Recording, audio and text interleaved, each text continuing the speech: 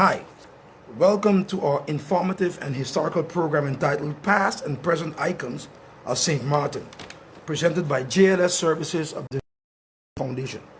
I am your host, Charles Jeffrey Richardson, and I would like to greet all of my Facebook friends who are and will be viewing this live program. Today we will be featuring a born St. Maarten who have contributed to the development of our country, St. Maarten. This gentleman is none other than my good friend, Mr. Dennis Richardson. Hi, Mr. Richardson. How are you doing? Hello, Jeffrey. It's good to see you, speaking to you. It's a good thing seeing you again after a very long time. I mean, I know that a lot of persons that are viewing, they were waiting on this on 11 o'clock for you to come on, because when we did the promotional ad, it was for 11 a.m. But we had some difficulties, and that's why we have started so late. So we want to say sorry, and we apologize for starting at this time. And we're going to get right into it, Mr. Richardson. First things first, I already said you were born in St. Maarten. Which is not correct. Which is not correct. No. So then you're going to have to correct me then. Yeah, I was born in Aruba, but I came to St. Maarten at 3 months old. My mother brought me back to St. Maarten at 3 months old. So you were born to be here? I was born to be here. Okay. I said Aruba is probably an accident of birth. Exactly. Okay. Yeah, so, Sure. but my mother brought me back at 3 months old, and I stayed with my grandmother. You know, in those days, mothers had to go and work. Mm-hmm. And my mother also had to go and work, and she left for the United States of America. And I grew up, my grandmother raised me really here on St. Maarten. So practically speaking, like I said, it was just an accident on board, because 3 months later it was back here in St. Maarten. And our roots is really Anguilla. That is why we have such a strong relationship with Friendside and with Anguilla, because many of our folks come from there as well. My mother's born in Anguilla, my grandmother, my grandfather from Anguilla. And in those days, the connection between those islands, as you might know, was simple. It's not like today where you have to have a passport. In those days, we just jump on the boat and go to Anguilla and back, and there was no big thing about it. And nobody asked you questions. Nobody Just asked questions. go back and forth. But the world changed after 9/11. Oh yeah, I can imagine that. Yeah. I can imagine. So what about your schooling? You went to school on St. Maarten after you came back? Yes, I went to school from Anguilla. Yes, I didn't. I mean, I never really lived in Anguilla. So I went to school here on St. Maarten, like many of us in those days, like guys like Leo Friday, Celeste Babatui, Manfred, Donald, all the old gang. By the way, you know Diedrich? Yes. I had a big interview with Diedrich as well. Yeah. Diedrich is my family, in fact. Okay. Yeah. So I don't, as a young kid, I didn't know anything else then, and then St. Maarten. And once in a while, you would go to Anguilla on a short vacation. That was the furthest you could go. These days, they go all over the place, all over the world for vacations. But in those days, Anguilla was an adventure. Exactly. But where did you go to school? What was you with your? Because in those days, I know it just had. They used to call it the Oranje School and the St. Joseph School. Yeah. Just those two. I went to Oranje School. Oranje School. Yeah. Okay. Oranje School. Yeah. Okay. So St. Joseph was, generally speaking, for those of the Catholic religion. The Catholic. I wasn't Catholic, I was Methodist, and Methodists we go to Oranje School. But it's very strange, because we went to the St. Joseph School, and we were Methodists. Yeah. So it was very strange that we were able to go there still. Yeah. You know?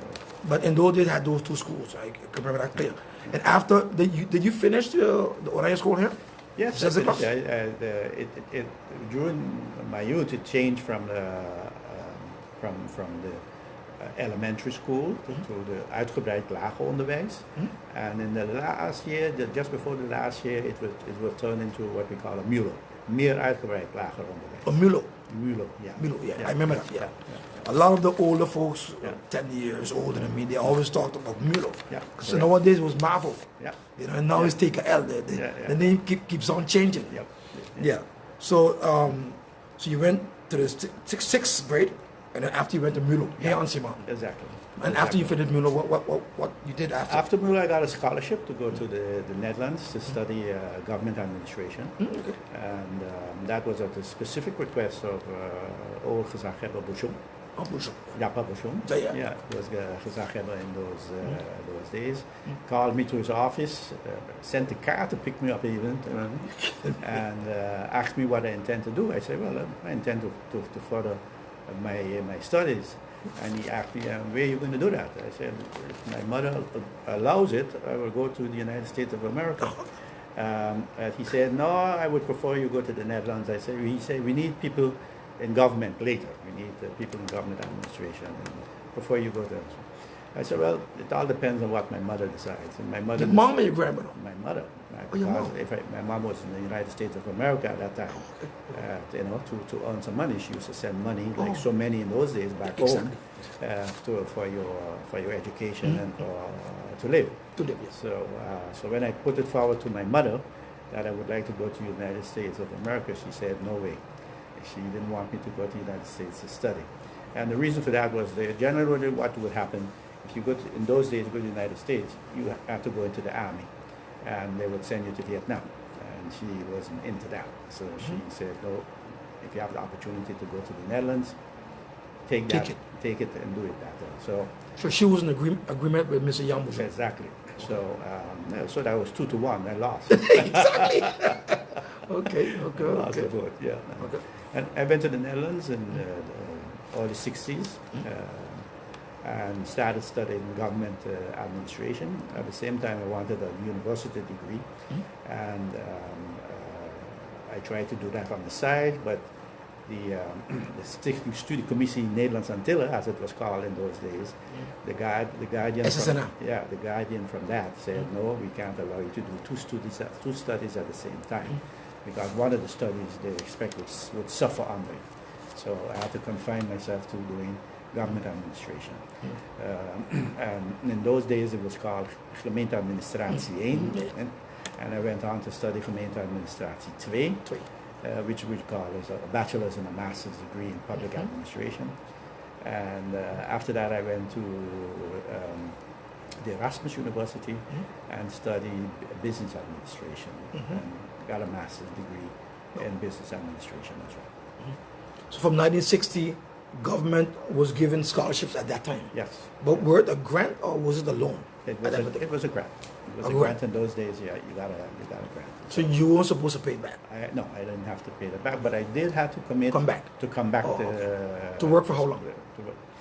It really wasn't stipulated how long, but given the nature of the study, it was logical that I would be there for quite a while. So, okay. But did you really come back after you finished school? When I finished the Gemeenteadministratie 1, I applied for a position there by the government. I never got an answer. So like most of us. Yeah, like most of us, you never get an answer. So. I hear that all the time. Yeah. You stayed on in the Netherlands, and I continued to further my studies, and I finished with my master's in business administration. It was business administration, and it was called business administration and information technology in those days. Those were one of the first studies that was preparing you for the new world of information technology and so on. But when you went to school and simultaneously you work also while going to school, or you just went to school? No. I worked at the local authority of Haarlem for many years. As a gemeente? You worked? Yeah, by the gemeente. In Haarlem. Later, when I did my masters, I worked for the provincial government, which was also vested in Haarlem, the provinciehuis from North Holland. So that's where I worked during my studies. Okay. But you lived there as well, or you just lived in Haarlem? Live in Haarlem as well? Yeah. Okay. How was your life in the Netherlands? Was it just going to school, or did you do anything other than going to school and work? Because I know nowadays when the youngsters go to study, there's so many things that they can do. For example, they have organizations that they join, etc. And they play sports, all of those things they do along with going to school. But what did you do as a hobby or something social? My focus was primarily on my studies, I must say. But I did sports. I did tennis. I love to go to winter sport, to ski. I love to ski in those days. I wouldn't dare do it now. The bones are too fragile. But So you were not into the sports that have a lot of people, you know, the team sport. You're more into the individual sport. Yeah, tennis. Although we did doubles naturally with of course. with tennis, but tennis was my favorite sport. I thought football was a little bit too rough. I can understand. So I did that, and I did some skiing, but skiing was more as a vacation. You know, when you go on vacation, you do a little bit of skiing, and that's what I did in those days. And while you studied, you ever came back on vacation to St. Martin? Not often. I came back twice, I believe, on a vacation. And how long did you study in the Netherlands? I stayed from 1962, 63 until I came back for the governorship. Until All those years, 1990? yeah, 1994, until 1994. So you tell me you just came back twice to St. Martin? In that period, yeah. But what was the reason for that? You didn't want to come back to St. Martin? No, it's not that I didn't want to come, but you build up a life. If you stay so long in a country, what you do is build up a life there. And when you come back, it was more on vacation, because you need to come back to stay longer. You wouldn't have to have a job. Exactly. And like I told you, the one or twice that I applied for a job, I didn't get it. I think there was some kind of aversion to people who studied in the Netherlands and came back. The experience of the politicians was that they would go into politics and try to take them down. Exactly. So there was, after a while, there was like, okay, you studied in Holland, you're doing good, so okay, stay there. Okay, exactly. That But was who were persons from St. Martin that was studying where you while you were in the Netherlands? I'm sure that, I remember Mr. Van Jim, he studied also in junior. Yeah. He studied also in Holland, and Mr. Mervyn Scott, the late, the deceased, they studied also. They studied but they studied before in me. your, before your time? Before my time. They came back also before my time. And I said, I guess the experience with them, yes, you know, but Vance went on to be a major politician. Exactly. Mervyn Scott was the same.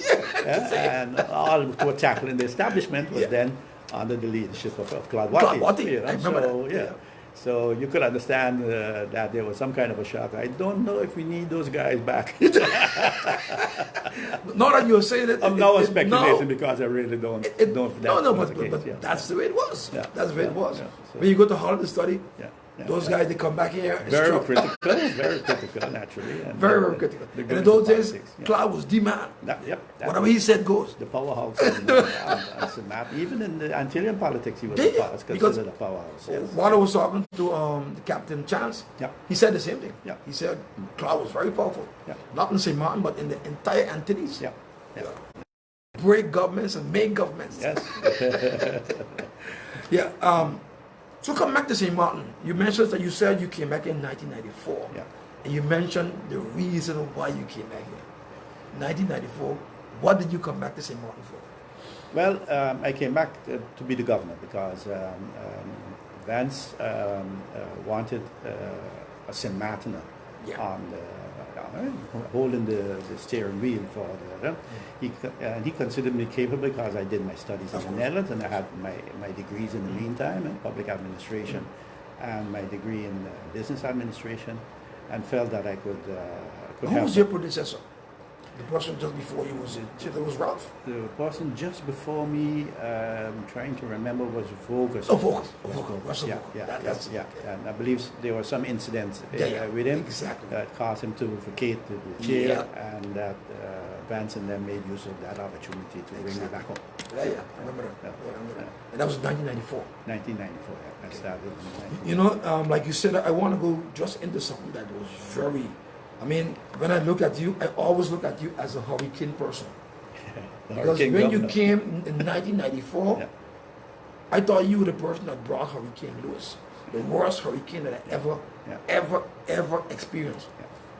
Tell us something about when you got that power. You had some kind of superpower that they gave you in order to run this country, St. Martin, island territory of St. Martin. Well, what happened really, we declared a state of emergency, and that meant that although it was not properly regulated by laws yet, but it meant in fact that as governor I could rule by decree.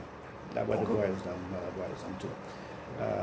And a lot of things decisions that normally would have been taken by the executive council, or by the island council, those decisions I could take immediately. So, and that is what I did. I gathered a group of people around me and started making decisions as I thought was necessary and as advised by myself to get the island back up and running as quickly as possible. Different these days. After Irma, it's a completely different situation. We didn't have that much bureaucracy after Lewis. I wasn't hampered by too much. So the Dutch never interfered with you? No. While you took the decisions? No. Okay. No. In fact, I got major support from the Dutch government in those days. What the Dutch did do, they appointed what they call a reconstruction coordinator. That was Ham Lammers. And Ham Lammers was in the Netherlands politics a powerhouse as well in those days. He was before that he was the Landdros for the IJsselmeerpolders. Like a kind of a provincial governor. And in the IJsselmeerpolders they were busy with the development of Lelystad and Almere. So he had experience with construction and reconstruction as it was, the construction of really of new communities. And Lammers and I could work good together. Well together. Yeah, well together. Yeah. But in fact, it was Rosamond who was the first reconstruction coordinator for St. Maarten, and that went okay until at a certain point he was like kind of trying to dictate to me what I could and should not do, and that didn't sit well with me in those days. And then, I was young in those days and brash as well. So that kind of had a conflict at a certain point, and at a certain point they replaced Rosamond with Hamas. That went. And you were the one that made that decision to say, hey, we don't want him here anymore, you better replace him? Or no, I didn't really. I didn't go that far. Okay. But it was clear that there was some conflicts going on at that point in time. And given the really powerful position that I had as the one with under the emergency laws to be able to take decisions, it went reasonably well. I must say. So yeah. What about funding? Because nowadays we are talking about, after Hurricane Irma, we are talking about the Dutch giving St. Maarten 550 million euro. Yeah. Was that the case also back in 1995 with Hurricane Lewis? Yes, the Dutch government gave us emergency aid in the first instance. That was about... At the tune of how much? To begin, at the beginning, that was about 15 million 15? guilders. 15 million guilders. And then later, when it became clear that we needed substantial amount of money for the reconstruction, and that was a co-production of the Dutch and my cabinet. So I had a cabinet of people, of advisors, who worked on preparing what needs to happen on St. Maarten given the situation, and then we got about 300 million guilders in Dutch aid. Yeah. Okay. Back in those years. Yeah. And for the reconstruction of St. Maarten. Yeah. And what was that used for? Was it used just only for repairing of roofs or for sports, building, schools, etc.? Yeah. One of the major discussion points before the aid came was whether the Dutch were just going to give us money to repair, or whether to also not repair but improve on the situation. Okay. And that was the first, let's say, policy battle that we had with the Dutch. In the end, we told them it's throwing away money, good money to bad money, if all you do is repair, because we need to build St. Maarten back stronger. Yeah, we need to build and better. That was said that. Then you would be really making good use of the money, because we live in a hurricane zone. So the next hurricane is practically just a matter of when, not if. So, and after talking to them about that, some back and forth on it, they decided to go along with the concept of building back better and stronger. And we did build back better and stronger after Hurricane Hurricane Lewis, because the hurricanes that came after that didn't do us much damage because things were really stronger, and we use it also to improve on the school situation. We had a lot of schools and not really good buildings, and so that was also part of the program. So it was not only for schools. We did roads. We did these are the money things for the harbor as well. Yeah. So Airport as well. if I remember correctly, the airport as well. Yeah, I think so. We did for the airport as well. So those places didn't have their own money to build back. Not So they sufficient. used the monies from Not the sufficient. aid from the Netherlands. From the Netherlands, yeah. Using many different ways to improve the situation on the island. I also used naturally the fact they had St. Maarten under higher supervision. Remember in those 94. days, Yeah, and yeah. that was because, Exactly. in their opinion, in their eyes, there many things was lacking as far as St. Maarten was concerned. So I used their own arguments to say, well, this is an opportunity now to do things better and make improvements, and instead of just doing patchwork. Cosmetic. Yes, exactly, cosmetic things. And they went along with that, and that's why we got in the end 300 million. Housing was naturally a major issue as well in those days, and housing and some necessary things were done on housing as well. What about I remember back in those days, GB, we used to have the lines run overhead. Yeah. I remember that clear. Yeah. And after the Hurricane Lewis, they started to put all of the lines underground. Well, How did that come about? Well, that was a funny story, a part of it, and so because after Lewis, I noticed that electricity came back to the Philipsburg area quickly because the lines were underground. So there was less damage as far as electricity and water is concerned. Well, electricity is concerned for Philipsburg, and the lines were underground. So I called in Lambert, Mr. Lambert, who was then the big man of GB. And I said, Mr. Lambert, we are not going to put the lines back up. We will put it immediately on the ground. And it was quiet for a few minutes from the side of Lambert. And I think he didn't want to insult me or call me a fool or something like that. He said, Mr. Richardson, if we don't put up the lines like they used to be and develop a program to put them on the ground, we will be without electricity for the next 4 or 5 years. So I said, and why is that? He said, because putting lines on the ground demands a different kind of material to begin with, to put them on the ground. And secondly, in St. Maarten, putting lines on the ground is a hell of a job because of the sort of ground we have. It's not like in Holland where you dig a trench and put them around. No, we have stones and all those kind of things to deal with. And apart from that, he says, we also have ownership of land to deal with and all those kind of things. So I got a lesson in construction. I got a serious lesson in construction in St. Maarten. I said, but I didn't let that stop me. I pivoted immediately. I said, okay, we'll put them back up as an emergency.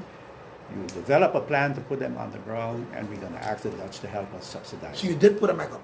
So we did put them up because that was the fastest. Sure. That was going the fastest way to do it, and we got a lot of help from Curacao and from Aruba and from Bonaire. A whole teams came down to help us do that.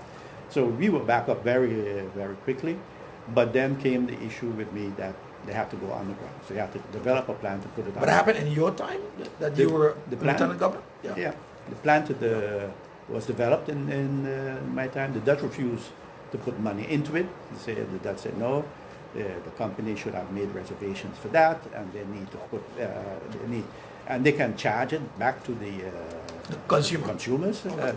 So they didn't want to put their money into that. So, but not we insisted that GB start putting the lines on the ground, and that began with the following: all new lines that had to be put in on the ground. That's where we started, and then the replacement came on a more gradual pace over the years. And that is why today we have most of it. Because most after hurricane lights come back on, quick. Pretty Yeah. quick. Yeah. Pretty quick. Yeah. Yeah, that was a very good Yeah. advice. That was a major change in policy as far as electricity is concerned, and that helped us today to recover much more quicker than otherwise would be the case, because, like you said, it's on the ground. The damage to the network is then minimum, only for those that are above ground, and therefore we can, as far as electricity is concerned, it's just a matter of days now. Usually, the biggest problem has been since then the sea. Oh, yeah. Coming rough, and therefore the supply of electricity, because there's a cooling system that uses seawater, Exactly. and that was the biggest problem after hurricanes. So yeah, that was a good decision, a good move to do it like that. So in the end we as Maarten paid for it ourselves in the end, because we did not get any money from the Dutch government, contributions or otherwise a subsidy to put it on the ground. But it was a good investment. What about I remember back in those days when hurricane passed, I mean, all the roads were obstructed with all kind of vehicles that got damaged, trees, etc. Who were the ones that really cleaned that area up? Was it government themselves, or the government contracted it out to local or to subcontractors? Well, the first cleanup action was really a cooperative between the military who came in to help, and the local contractors as well. So you could say after Lewis, the population was like kind of shell shocked, because we had never had such a devastating hurricane before that, and I think the fact that the military went out and rolled up their sleeves and helped with moving all the debris and the rubbish and all those kind of things, kind of energized the community as well. I don't know if you remember, but they had one of the best send-offs when they were finished here in St. Maarten. They had one of the grandest send-offs that St. Maarten ever gave them. The people were really enthusiastic about how they operated. And if I remember correctly, the send-off was organized down. I don't remember what we used to call that place. There was a big place there on the side of the lagoon, down Simpson Bay. Okay. Across from the gasoline. You mean what you call it? Oh gosh, they have a lot of. It's a beach area, right? No, it's on the side of the lagoon. So now The they have lagoon more. Yeah, lagoon side. They have more than before. But that was a big spot. It was a restaurant, a big restaurant in those days. I can't remember the name of the restaurant. Yeah. I remember Getting older. It's right when you're turning to go to the back of the runway. Yes, exactly. Yeah. So that was great, and naturally the local contractors did a hell of a job as well in cleaning up so rapidly the island. Yeah. Fast forwarding now to Hurricane Irma. Yeah. What do you think went wrong that we're not getting this kind of support that we had like in 1995? Well, I think it starts with the lack of confidence of the Dutch government in the local government and the local politicians. For years, we've been beating the drum of corruption and all those kind of things. And I think that played a major role in the psyche of the Dutch, in the sense of, no, we can't trust them enough to put them in the driver's seat where it concerns the reconstruction. Okay, that might be the case, but it could have been done differently as well. What they did was bring in the World Bank, and the World Bank has all kind of procedures that have to be abided by before you could spend a cent. That has caused, in my opinion, the biggest delay. There's a lot of bureaucracy that goes into play. Now, under normal circumstances, nothing wrong with it, because they're like to say, best practices as far as giving out assignments and projects to build and all those kind of things. So, but when a country has a disaster, it demands a completely different approach. Exactly. It might be good in the end, but then we'll be 4 or 5 years down the road. And that is exactly what's happening now. Because how long ago has it been hurricane? 2.5 years ago. 2.5 years ago. And we only at the begin phase of executing projects with the funds from the World Bank, and the executing of the project themselves has to go through another bureaucratic procedure before. So it's going to be about 5 years before we're going to see the effects of the 550 million that they made available for the reconstruction on St. Maarten. And some people look at that as a positive. They say because now you have time to do things better and all those kind of things. Could be. Still has to see that happen. We did things better after Hurricane Lewis too. But I agree. The destruction of Irma has been much bigger than in the case of Lewis. Yeah, in the case of Lewis. And we need to do things good and better and improve, just like we did. The same concept. Build back stronger and better. Yeah. Putting that whole, let's say, Mr. Richardson, Dennis, was in the place of, let's say you were the one that was in charge, given that role, that responsibility. What would you have done to make sure that this process went a little faster? Well, because everybody out there is saying, why is it that they're not sending this file? Because of the corruption that they believe St. Maarten politicians has. But my point is, in the meantime, the people are suffering. Yes. So you're not really, you're not doing anything to the politicians, but the ones that are suffering actually is the people out there. They have their roofs that can't come on because they don't have the money to build back their roofs. Those who don't have insurances, you have to look at those people that are suffering. Almost every day, they have to be wiping their floors because their roofs are leaking. What do you do for those people? Do you just sit down and wait until you get that money from Holland and just don't do anything absolutely until that money comes? Well, the problem with many of these things, once it gets involved in a bureaucracy, there are all kind of things that are being taken into consideration. Does the person own the property? All those kind of technical aspects play an important role in a more bureaucratic situation. While in a disaster situation, what you do is you do what has to be done, period, and worry about those after. And sometimes you could come up with an emergency, let's say, contract kind of a thing that helps you regulate it better.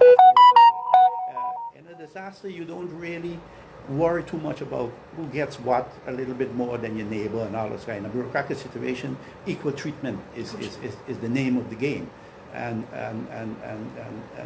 I'm going to give you an example. For instance, after Irma, there was a big debate about the distribution of water, to do that in a fair and honest way, and that was holding up the distribution, as it were.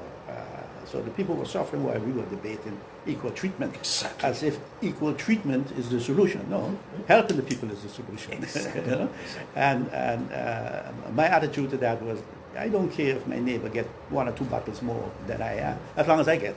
So my approach would have been, everybody's going to get water. And there are going to be people in there who's going to abuse the situation. Yes, that always happens. You could come up with a system that tried to minimize that, but you'll never be able to get it completely out of the way either. So you have to be more flexible in your approach to those kind of things. Not that it is justified naturally that somebody gets more than the other. No, that's not the point. But what is necessary is that people get help. That's your core. That's your core aim. That's what you're going there. So you roll out as much as possible. You roll out to everybody, and that was the approach after Hurricane Lewis. That was not so much the approach after Irma, and well, it's a different world. And to be honest, also after Lewis, I had the authority to do things.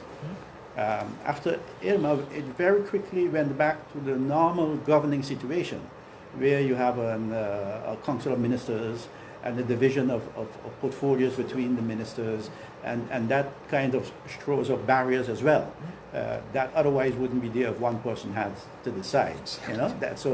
That was also the case. So the emergency period in which the Prime Minister had the authority that, like I had after Hurricane Lewis, was too short, in my opinion. That should have stretched out longer so as to get things rolling. And then maybe you could go back to the normal way of functioning. So, but I know those are things that I think should have been learned from if you compare the two cases. I don't know if it is happening, but what you see now is the question is whether you can change it now in this phase. It's now, in an emergency situation, things are accepted more than if you have the time to do things, that as it were. There are certain things. I don't know if it would be accepted anymore that you kind of, but I would have definitely tried to change the bureaucratic approach of the World Bank. From the beginning? Yeah, from the beginning. Okay. I would have definitely tried to do that because, but the problem there was the judge saw the procedures of the World Bank as a kind of a guarantee, a dam against abuse of the funds. While I would have seen it as a hindrance to getting things done. Now, those two things would clash. They would have clashed. One way or the other would have clashed. And that somehow didn't happen. I think St. Maarten was in no position to negotiate strongly with the Dutch government. Like I said, given the fact that this perception of preventing corruption and abuse of the money was way much heavier and stronger than the issue of, okay, the people need help now. That kind of confrontation you have. So psychologically, we were probably at St. Maarten not in a good place to negotiate tough with the Dutch on how things are going to happen.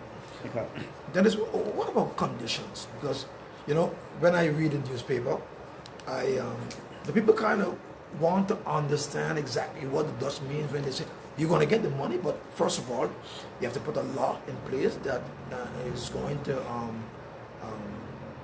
decrease the salaries of the MPs and the ministers. Yeah. And then you have the integrity chamber they want to set up and working properly. And then they have so many other conditions that they put along with getting that money, getting that aid to St. Maarten. What do you believe, why do you believe these conditions came about? Well, if you remember, the Dutch had a tough time debating the integrity chamber with St. Maarten. Exactly. And I know some of the arguments because I was part of that debate. Yeah. And they wanted to put things in place that, as far as St. Maarten, that according to me, had nothing to do with the damages after hurricane. I asked them, and I think one of the reasons why I was not further involved is because I was against those kind of conditions. Okay. I say, well, they have nothing to do with the hurricane. I say, what you're doing is trying to get something done that you otherwise couldn't easily get done because you would be confronted with contra-arguments from the side of St. Maarten. And I know that because I myself had used a number of arguments against it. I said, you want to use the integrity chamber as a step up to public prosecutors and all those kind of things. I said, that is against the principles of the law in Holland, let alone here in St. Maarten. I said, a small community, you can't do that. So there were aspects to it that we objected to, and it was causing delay in the establishment of the integrity chamber. And the Dutch were not happy with that. So what did? They make use of the situation that we needed help after Irma and set the condition. And then the politicians have a tough decision to make. Are you going to fight it and therefore delay the process of reconstruction? I accept it. I accept it. And in my opinion, the Dutch were shrewd in the sense of banking on that pressure would come for them to accept it, which happened. Why are you against the integrity chamber? There's something wrong you want to do? The people need help. Do what you got to do. In other words, accept and move on. And that kind of a pressure also came about when the Dutch started to set those conditions. And all of the conditions, if you go back and look at the arguments, was one of them as well. Yeah, all of them had to do with their feeling and their perception of corruption in St. Maarten and lacks power and and so border control. I say, what border control has to do with hurricanes? You're gonna ask the marshal to tell the hurricane at the border you can't enter. The way it goes back. Yeah, French and Dutch sides like one. Exactly. So for me, it was like, what does these conditions have to do with the hurricane. In fact, about border, the problems with the border is in the perception of the Dutch that we are allowing illegal people to come into the country. A lot of illegals in the country. They always were talking about these tens of thousands of illegal people in St. Maarten. And I think to a degree we have indeed a great number of people who are not documented in the country, and that's not good. But I think the Dutch fear was more that they felt that could lead to an influx of people claiming Dutch nationality. In my opinion, that was the background behind it, because otherwise, why do they care? What do they care? We would, as St. Martiners, would have care more about having too many illegal people, undocumented people within the country. But as a Caribbean nation, we have been accustomed of people coming from all over the place, and becoming part of your community and becoming a St. Martin or Anguillan or Dominican. That migration pattern has been within the Caribbean now for God knows how many ages. And a lot of St. Martiners have their roots in St. Kitts. In Anguilla, I myself was in Anguilla. So that I think they felt that we were too easy, too lax with these kind of things. It's not part of the Dutch culture; it's part of the Caribbean culture, and they perceive it differently than we do. We also find sometimes that there are too many people, we say foreigners, too many foreigners in the country, but I don't think we are that hysterical about it as the Dutch seem to be when it comes to that. They have even gone, the Dutch government has even gone as far now as, if you want to become a Dutch national, You have to speak Dutch. you have to leave your other nationalities out. Oh, okay. You remember that? Yeah. That at a certain That point, wasn't the case before. Yeah, that wasn't before, but No. that become a condition, and now they're backtracking on even that now. Somehow they notice, it's maybe not a good idea to do that. But I read somewhere that they were thinking of retracting that aspect. But honestly speaking, the son that I adopted, he had a Colombian nationality, and he had to lose a Colombian nationality to get the Dutch nationality. That kind of a phobia that foreigners, by definition, is not loyal to the Dutch. Yeah. So those are things that happen, and they played a part in all that, all those discussions that happened after Hurricane Wilson. So distrust, corruption, a government not functioning properly, and all those aspects and discussions that we had played an important role in setting up all those conditions that they have. Demanding a CFO for the airport from the airport in the Netherlands, the Schiphol airport in the Netherlands, has to do with it because there was a feeling, and maybe that might have been true as well, that there was too much corruption in the airport tolerated by the CFO of the airport. I think that played an important role in demanding that a CFO is there, demanding that everybody be screened for high positions in the airport, and as much as we as St. Martiners have allowed bad things to happen during the process, we are partly to blame for that. But again, I said there's a difference between a disaster situation and a normal situation. Exactly. There's quite a difference. And St. Martin has been running the risk now the last 2.5 years that they might even lose a part of their market as far as tourism is concerned, because the competition is not standing still. Exactly. Anguilla is developing. St. Kitts is developing, and St. Kitts has not even tapped into about 10% of its potential yet. I was there recently in St. Kitts, and I look at that country and I see the potential that it has. So St. Kitts will become a great competitor for St. Martin, and St. Martin has to keep the pace, keep up, and take on the competition. But who's stopping St. Martin from let's say, keeping that pace? Is it the Dutch or is it we ourselves? Well, it is not the Dutch in the literal sense of the word, but the reconstruction pace is so slow that it contributes to losing part of the market. If we can't handle all the, let's say, the cruise tourism that we used to have at this moment because we don't have the capacity to deal with it, or the stay-over tourism like we used to have because we don't have the hotel rooms to deal with it, yeah, those tourists are not going to sit down and wait around until St. Maarten is ready in 3 or 4 years. They go somewhere else. And then you automatically lose a part of your clientele because they might go somewhere that they think by themselves, but this is much better, so why do I have to go back to St. Maarten? That they might not have never considered that because they saw a customer coming to St. Maarten, they would stay your client. So there are all aspects of this slow thing that is not taken into consideration when it is built. But although it was a disaster, it was also an opportunity for St. Maarten. Some of our hotels were really at the end of their lifespan. But they kick back. They were at the end of the season. So if we build back and better, we could renew the product, as it were. So it was also an opportunity. But if you wait too long, then the investor is going to think, but there's competition in that area here, competition, should I invest again in St. Maarten or not? Those kind of aspects come into play that otherwise would not have come into play if you had grabbed the bull by the horns and moved forward in a responsible fashion. Another question: what about the constant changing of governments?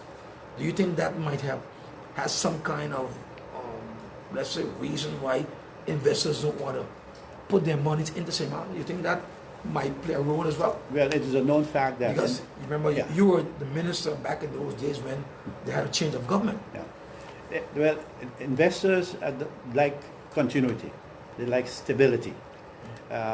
When they apply for permits, they want to know that the decision is going to be taken.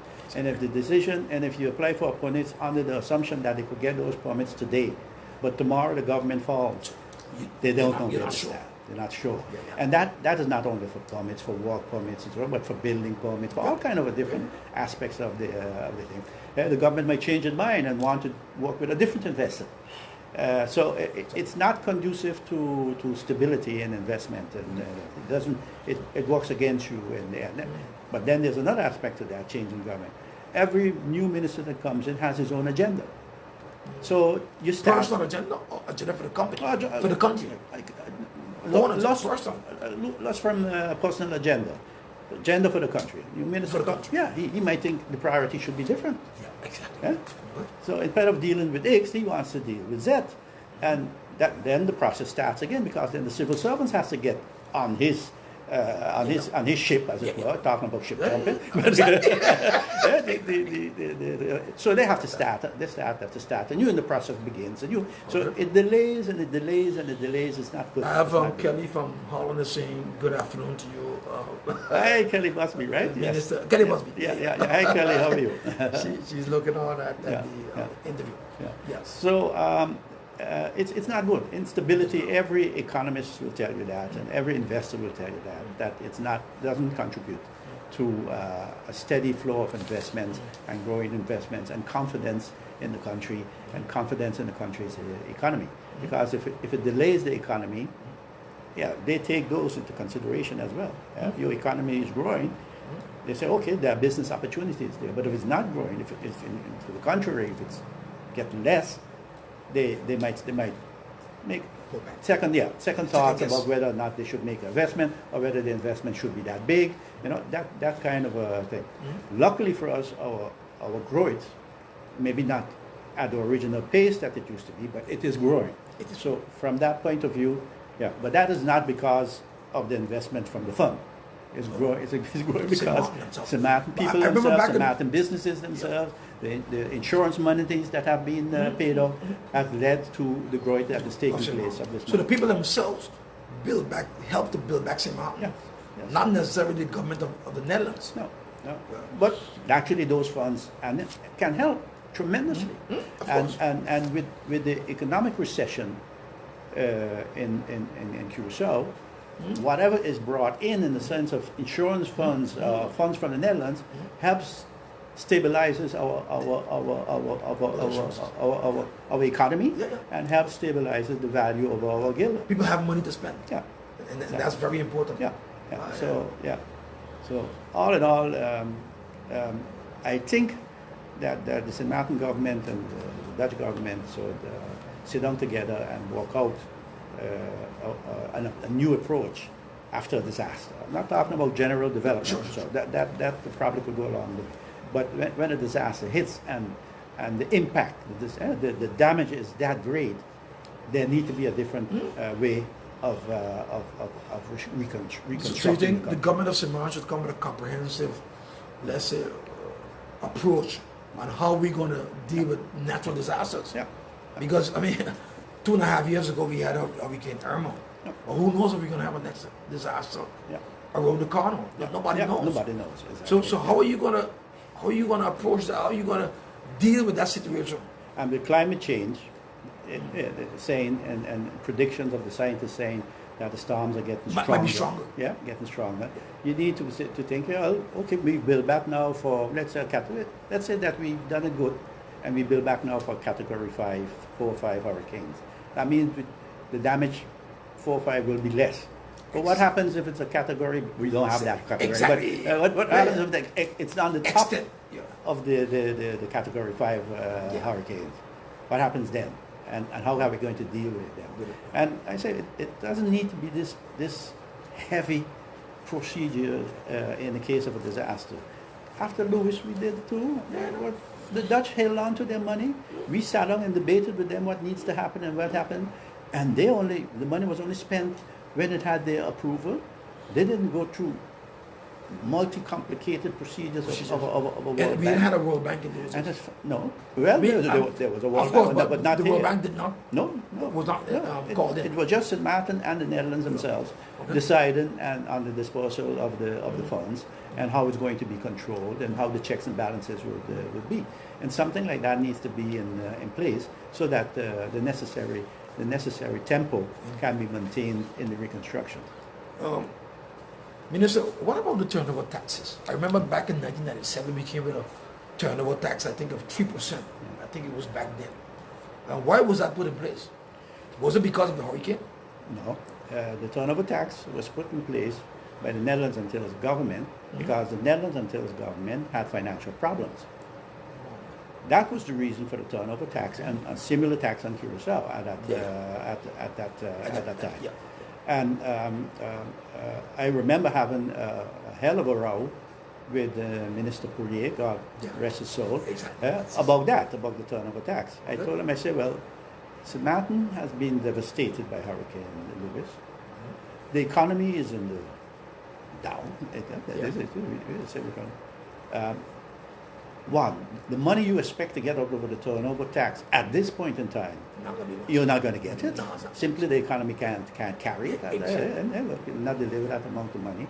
Secondly, and I say, but that is the worst kind of anti-incentive that you could do because we need now the investors come back in and develop, and you're going to hit them under those circumstances with a tax. So we had a big debate about it, and I told him, I said, you know what? The Netherlands government is promising to, I believe, give St. Maarten a contribution of $1 or $2 million. I don't remember the exact amount. I believe it was about $2 million as a contribution to the disaster recovery. You know what you should do? Keep the $2 million and stay away with your turnover tax. I said that would be better for St. Maarten than what you are doing now. And he was incensed because he felt as if we were rejecting an offer to help. I said, no. I say, look at it economically. If you stay away with the turnover tax, our economy is going to rebound better, quicker. And maybe then a year or 2 or 3 from now, we can always join. You can always join. Maybe it's stronger. Yeah. No, it wasn't. I remember there was a famous scene that said, hurricane or no hurricane, we got to pay taxes. Yeah. yeah. By one of our politicians. Yeah. So, indeed. And St. Maarten Our memory is good. I never forgot that. They were good old days. Yeah, going back to Minister, I asked this to Captain Leo Chance, I'm going to ask you as well. Article 33, Article 59. Those are articles that is very much in the air now. People want to understand what does those articles mean. The Article 33 is where the parliament sends home government. They give him a vote of no confidence, send him home. But after that, then the government decide, the council of ministers decide, okay, we're then going to dissolve parliament and call for new elections. What is your take on that? Well, you need to understand the history of a lot of the articles that we have in our constitution. We have a lot of articles in our constitution that is for which the Netherlands has functioned as an example. That is what we have. What we don't have is the 200 years of experience with those acts. The Dutch has. And in my opinion, what you're seeing happening is that this Maarten politicians, governments, are seeking up the margins of those laws and rules. A government falls in the Netherlands is whether there's going to be elections or not is governed by not a rule, is governed by whether a new government could be formed that can depend on a majority. It is even possible for a new government to be formed that has a minority but can depend on which is votes. All of that is possible, and then in the Netherlands they will not. You can govern with a minority. Yeah, that's possible. That's possible. Even in well. the Netherlands, even in St. Maarten. If there's sufficient support from different fractions in the parliament, and so that they can get decisions done, it's a possibility. It's possible. And the Netherlands have experienced that in the past. It's not their preference. They prefer, Sure. They prefer a government that can fall back on a majority. But that's part. So in the Netherlands, it will not easily happen that new elections be called. But for us, it's like, so what? The law doesn't forbid it. No, the law doesn't forbid it. Does that mean you have to do it? No, doesn't mean you have to do it. But we are building a new tradition.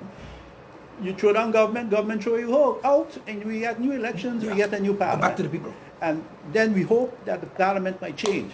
Until now, it hasn't been that drastic. No. There have been changes. Sure. But not the whole parliament change. No. So, So we are learning lessons probably that the Dutch have had 100, 200 years ago or whatever. And that process is ongoing. But if you upset about it, and if you make if you abuse it, in fact, if you abuse it, then you can change the laws to limit the possibilities of that. And that is what you're hearing now. The politicians saying, no, this training of government and having elections too often, we should do something about it.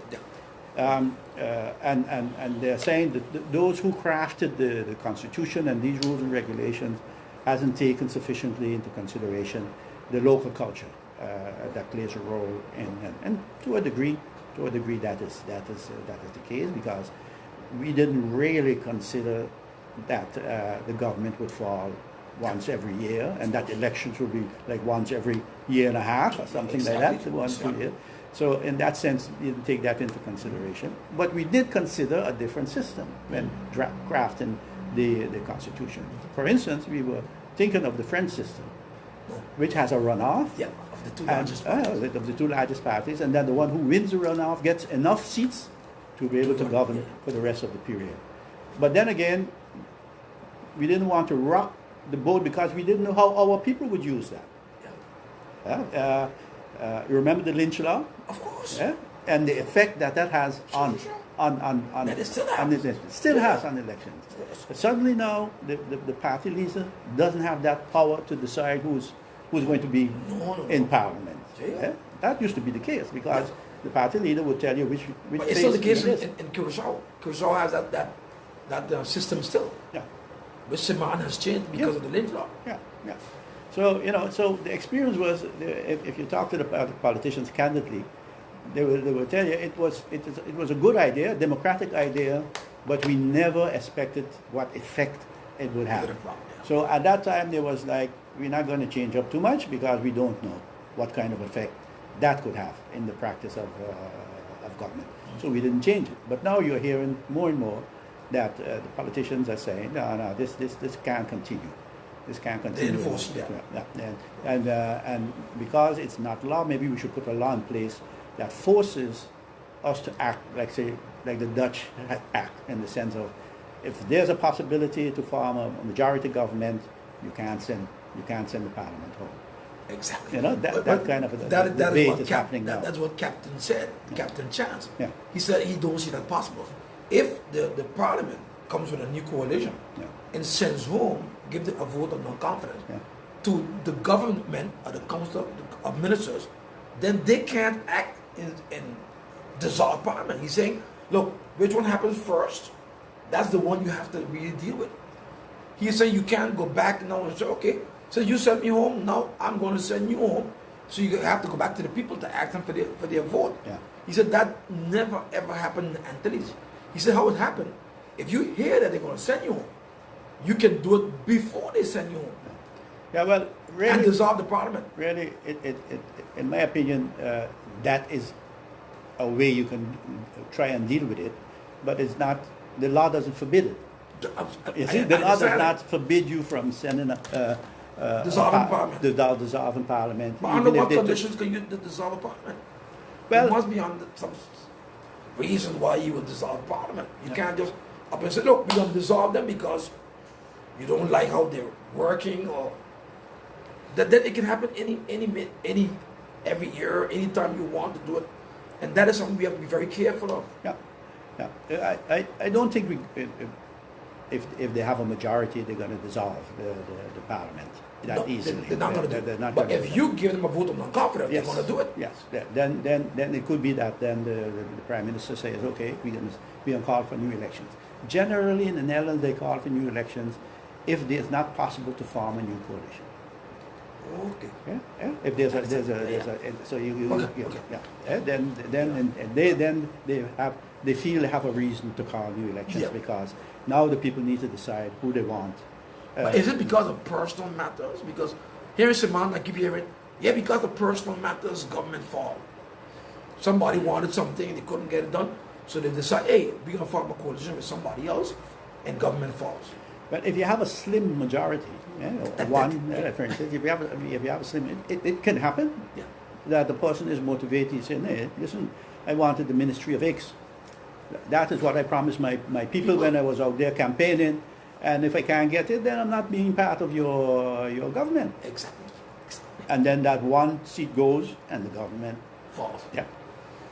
That is a possibility when you have a slim majority. That's why there's always the intention, if possible, to have a large as much possible majority, because then the stability of the government is more secure. Mm-hmm. More secure. Because then you don't need one, but you need maybe three persons to step out. But it's still possible, though. It's still possible. It's still possible.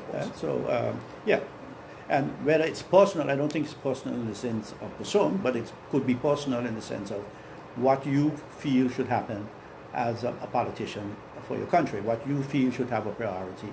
Those are usually the considerations that are there. Now, if you feel that you should be prime minister and you don't get the seat, then you could consider that maybe, then you drop government. Then you could say, well, that looks like personal, power hungry, that kind of a thing. But generally, it is because the group or the politician feels that the things that he has been fighting for, has been campaigning for, doesn't get enough consideration, and he feels that it's important enough to break government for that. Yeah, that can be the case. Okay. Dennis, you did a lot while you were Lieutenant Governor of St. Maarten. But after that, you went into becoming a minister, the Minister of Justice. I remember that very clearly. What was some of the things that you achieved while being the Minister of Justice? Well, if you remember clearly, after 10-10-10, one of the areas of concern was the justice sector, because we inherited a defunct system, as it were. Not enough police officers, and not enough specialists. Payments were not up to par. So we had a lot of things. To do. I remember, for instance, that the Financial Information Unit, the MOT, as we used to call it, Meldpunt Ongewone Transacties. We inherited a room with a few computers, and that was it. Nobody. No workers? Nobody. That is what we inherited. Promises were made to us to help us with building up the police force, among other things. Didn't happen. So we had to. This was a lot of. The prison was in a bad state. We need to do something. We needed to do something about that.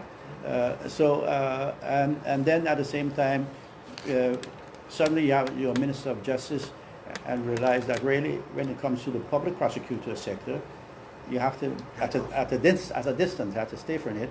But sometimes there were things happening that you were concerned about. You wanted to be able to tackle that as well, and that demanded a different approach to the public prosecutor's office. I, for one, got in conflict with the Attorney General, who was vested in Curacao. Remember, we always wanted our own Attorney General, just like Aruba has. Aruba has. But no, that we were too small and all those kind of things. So we had an Attorney General vested in Curacao, whose point of reference was Curacao, not St. Maarten. And we got into a big conflict with him because he wanted to create all kind of investigative units without even consulting with the Minister of Justice. But those units have to be paid by the government of St. Maarten. Yeah, that's where in the end the bill would go to. But he felt that he didn't need to do that because the Dutch government was going to fund it. But from a point of country, you don't want. I told him, I say, do you think that the Minister of Justice of the Netherlands would accept that Germany funds an investigative unit in the Netherlands outside of the Minister of Justice, in direct relationship with the public prosecutor's office in the Netherlands? You joking? You think the French would accept that from anybody? Or the British say that? That doesn't really work, because what is happening is that a foreign entity is controlling your justice system. So I were against that. I was against that, and strong enough, I did something that never happened in the history of the kingdom. I gave an instruction to the Attorney General to refrain from that. It was if I had stood on somebody's tail. The reaction was furious. How can the Minister of Justice of St. Maarten, Dennis Richardson, give an instruction to their poster boy in Curacao on a matter of the reaction was furious. There were plans drawn up to take away the authority from the Minister of Justice to give an instruction to the Attorney General. They were going to do that by a general kingdom measure. You know, drafted with me, so until I went looking in the law and said, but you know, that authority is given to me by a kingdom law. How are you going to take away that authority by a general measure of the kingdom?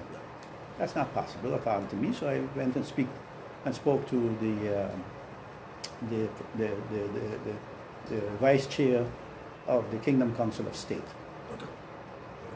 which I knew good because before I became Minister of Justice, I was also a member of the Kingdom Council of State. That's true. And I said, can you advise me on this legal aspect? I did it more to make him aware than anything else, because my opinion was clear. You can't do that. But I said, but just to be, can that happen? True a king? He said, no, that's not possible. I said, well, maybe then you should talk to the Minister of Justice of the Netherlands, because I said, what I'm hearing that is going to happen, I said, that's going to cause major political upheaval. And I said, I know that it is not right, and I will object. I will yeah. So it was shut down, informally. It was shut down. And then I was invited to the Netherlands to meet with the ministers responsible and talk about the issue. I said, well, if that was done before, you know, it wouldn't be necessary to have this conflict. If you just if you just show respect, not to me, Dennis Richardson, but to the position of the Minister of Justice of St. Maarten, and give it its full respect that it deserves, it wouldn't have happened. We could have come up with some kind of arrangement, but not the one that is now on the table. Said that is not acceptable anymore. So those are things that happen in the period. I began with the prison as well. Plans were drafted for the prison, and according to those plans, for about $13 million, we could have a reconstructed prison up there on the hill. A new prison is what, $50-60 million. So for $13 million, that plan was there. Yeah, a decision was taken. A decision was taken in the Council of Ministers, and that is how now we are the fall of government affecting. A decision was taken in the Council of Ministers to do that and send it up to the governor for his signature. Okay. But at that moment, the Parliament, the confidence in the Marcel government was withdrawn, I remember that. and we were instructed not to take any more major decisions. Wow. So what happens? When that happened, the governor returns the decision, and nothing happens. And up till today, Up to this day, nothing has happened since. Yeah. So you because see, one of the conditions, even from the Dutch government, is the prison. Yeah. To get the prison up, constructed. yeah, and Up and according to running. the new rules and regulations of what should be, everything was in that draft that was necessary according to the. It's still there somewhere. I don't have it anymore, but Of course. it's somewhere in administration. The plan was drafted. Okay. There would be room for exercise, room for study, division between men and women. I mean, it was a. But don't you believe then that we're supposed to have some kind of continuity when it comes to government? Because here it is that you came with a good plan, and an affordable one, Yeah. 30 million. A normal person, you said, would cost you about 50 million. Yeah. Guilders? Dollars. Dollars, sorry. Yeah, Then why would they not take that plan and say, this is the plan we're going to use to build the new prison? Well, I mean that is possible because I was for a reconstruction of the prison, an expansion of the present prison, because of the financial consequences that it entails. I can understand that somebody say, yeah, but a reconstructed situation is not perfect, and with a new prison you can do it perfectly. Yeah. That's a political choice. Sure. That's a political choice. It costs more, but I'm willing to go to bat for that. Yeah? I can understand that. Yeah. And that is exactly what happened. After that, the debate was not anymore about the reconstruction of the prison, but about a new prison. Yeah, but if you're in financial problems as a country, you don't have the money, you budget it and don't take sufficient measures to keep the budget balanced, what is going to happen? The CFT is going to knock it down. Exactly. With a negative advice. Of course. And then the Dutch government is going to say to you, we have a negative advice from the CFT on this matter. How are you going to solve that issue? And that takes time and debate and all those kind of things. And although the Dutch on the one hand might say, you need to correct the situation in the prison, on the other hand they'll say, you have to balance your budget. So, checkmate, you're going to take an important decision, cut costs, who's? The members of parliament? That's an impasse. You know? You're not going nowhere there. Yeah. Because up till now, I mean, you've been out of government since 2000. 15 or something like 16, yeah, 15. We're now 16, 2020. Yeah. Nothing is happening. But you see, that is exactly what we are saying, and everybody is saying. The change of government every time leads to delays. Yeah. Even with the hospital, you see that same situation. Same situation. Situation. Leads to delays, and that is not in the best interest of the people of the of country. Somalia. That's very, very important. Dennis, after you left being the Minister of Justice, where did you go after that? Because after a while, people did not know where is Dennis? Where is he working? What is he doing?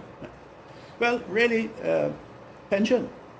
Yeah, I mean, you went to pension, but when we say pension, of course, pension age. Yeah. But Dennis was still this energetic person, still doing stuff and stuff. But where were you involved? Where did they call you to work? No, were you still no, doing work for government? The only thing that happened after that was that I was asked to sit on the supervisory board of the Central Bank of Curacao and Somalia. Okay. And that is the only activity of that you did after you completed being a minister. Yeah. That's the only thing I've been doing since. But you're still looking good, Dennis. Well, I hope to continue that great. many more years if possible. You're still looking great. I remember you got in an accident. How was that going on with your health? Well, that accident was naturally a severe accident in which I broke 6 ribs, punctured lung, a collarbone was broken, the breastplate was broken as well. It took some time to recover from that. That happened at the time that we were really in the last phase of the negotiations for 10-10-10. So I missed out on some of the interesting confrontations and debates that took place. But the body has healed practically. Only the collarbone hasn't really grown back the way it should have. But that was according to me was more a medical mistake. They had some kind of a halter around my shoulder to keep it in place. But I turned out to be allergic for whatever material was in that. So they had to take that away. But then in the old time days, they would take a cloth, kind of make a kind of a bandage, kind of a system to keep it in place. Okay. And that didn't happen. And that has grown back as, not as it should. Yeah. Okay. So that hinders a little bit my turning something out. Okay. So, but different to that. Different to that. Okay. I remember you had gotten smaller. Yeah. But you got back your weight and everything. Yeah.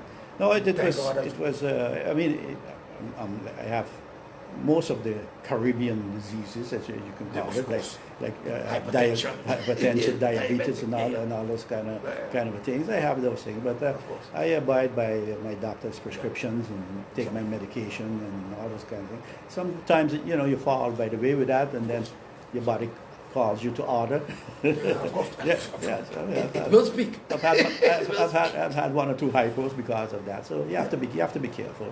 But it's not crippling. Let's put it this way. It's not crippling. So the fact that you're working. Yeah. It tells you that you can still have and maybe go next 10 to 15 years. I hope. I don't want to tell nobody what your age, because some people don't want nobody to know how old they are. Yeah. That kind of thing. So I don't have that. You don't have that problem. No. Honestly, but you ain't clear 70 yet, though. I'm 74. Hold on 1 second. 74. Next year I'll be 75.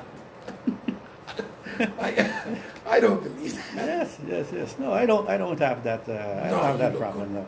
In fact, I just tell those. I said, I'm happy I made it. Yeah. I'm happy I made it. So God was good to you. Yeah, and we've seen a lot of our friends and family fall along the way, long before they reach that kind of a age. So my father passed when he was 61. Yeah. So, I can understand. Yeah. But you look great. So you could go on next 15, 20 years. Yeah. Well, I the way you are right now. Yeah. And the most tragic experience I've had in that regard is naturally the loss of my son a year ago. Yeah.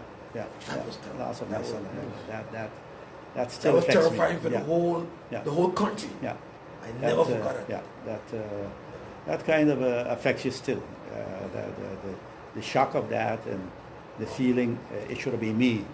Instead of you. He had his whole life ahead of him. Exactly. And very promising as well. So yeah, that is and a he very went to school hurtful in the Netherlands experience. as well. Yeah, he went to school in the Netherlands. He was at the point of becoming a doctor in biology. Okay. Yeah. So yeah. And he just came in the first day. The first day, the Netherlands, same day that he out. came. Yeah, the same day that he came. On Sunday, I still remember clearly. Sunday, and I went to bed because I was tired. He went to the beach with the kids because I remember that from my youth when I came back too. Sure. The first thing they want to do is go to the beach. Yeah.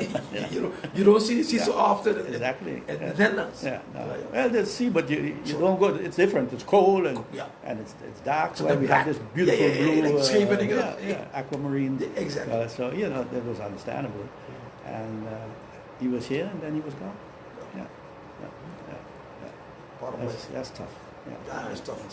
It's part of life. I mean, when we look at the situation with Kobe Bryant and his daughter, I mean, well, that's something. I find it all strange. We say it's part of life. I have a tendency to say it's part of death. Because it's tough for him to go down with his daughter. And 13 years for them, old they're gone, but then you left back your wife and The other kids, the two other daughters. That's traumatic. That Yeah, experience traumatic. is very traumatic. And I can't tell you how you feel because I never went through that. No. But I can imagine what it feels to lose. I guarantee you, I wouldn't even wish that on my worst enemy. It's I can imagine. that is. That is a rough thing to experience. And it makes you scared for the other kids. That coming up. Yeah. You're more protective with it. Yeah. You have the tendency to become overprotective. That is not good either. Yeah, because I have a son that gets seizures. Yeah. You told me you had an accident. It's tough. Yeah. I just called my brother and said, go and stay with him a while till I get back to, being around him because you want to be always there in case something happens. Yes, exactly. But it's not possible. No. So you got to just hope and pray that everything goes well with him. And you would want to go before him. Yep. But it won't always happen that way. Yeah. That's what I said. Many of my friends and relatives say, but your kids shouldn't bury you. You should be. Your kids should bury you. You shouldn't be burying your children. That's nearly against your feeling of nature of something of the sort. But it happens. So I don't think I'm an exception to that. I think most people have experienced. None of us is. Yeah. And what does Dennis do after this? After Dennis is finished working at Central Bank. The Central Bank. What do you do after this? Spend time with family? Yes. Or you go? Yeah. What has become clear that after going on pension is that you spend more time with your family than you did when you were working. I was a workaholic. Yeah. Everybody do that. Yeah, I was a workaholic. Everybody. And it goes at the expense, honestly, of your family. I agree. And now you notice that there are things happening and have happened and are still happening that you missed out on. And that now you can enjoy. Yeah, now you can relax. And especially if you're in good health. Yeah. But that's important. Yeah. You see the kids more in school and the things that they experience, and they come to you more often. My little one, he asks questions driving me crazy. But it's at this age. but it's fun. It is. Exactly. But you enjoy it. Yeah. Not only that, the kids these days ask things and see things that at that age you back then. Yeah. So it is. And even with this new technology, social media, etc. They see so much things that we didn't see back in those days. And of course, in yourself, it was even worse. Yeah, ask you things you know nothing about. So where did you get that question from? Exactly. Where did that come from? I can imagine. I can imagine. So it has its advantages to also go on pension and be free of the stress and the business and enjoy your children and enjoy your family. And so you have your youngest son now, or you have more children? I have more children. Yeah. So your youngest son is what? How old? He's going to be. That's the one I just met a while ago. Yeah, the small one. Yeah. The one I met there. Sitting. The one sitting there. He's 11. He's the youngest. Yeah. No, he's not the youngest. He's 11. He's going on 12. Okay. And the youngest one is going to be 6 in February. So after you going some more? No. After 6. No. Nice. I just want to. If you're going after this to another one. I cut the navel string. You cut. You take out your move. That's it. I can imagine. I respect persons like yourself that can go so long. My youngest only is 25 years. Yeah. And I could imagine getting them. I mean, I would adopt, but going to get a child again is kind of difficult.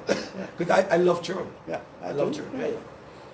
One of my children is an adopted son as well. So, I love it because sometimes instead of going getting your wife pregnant or so, it's good to have an adopted child as well.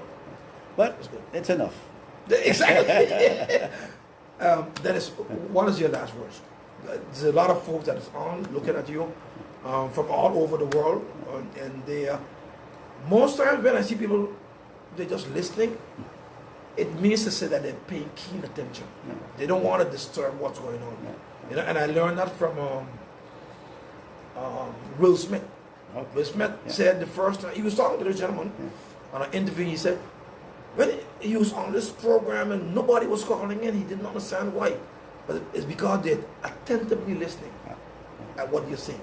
And when they're talking too much in between, it means to say that they're not so much, attentive to what you're saying. But in this case, a lot of folks came on, but they're listening to you very, very carefully, because you're going. I mean, we went in the situation of the building of this country, and what you have done to be able to get this country to where it is, among other persons, because we're going to be talking to others as well. Yes. Persons like Michael Ferrier and Mr. Frank Arnell, Ramona Illich, everybody in their own area or their own career that they help build Simon.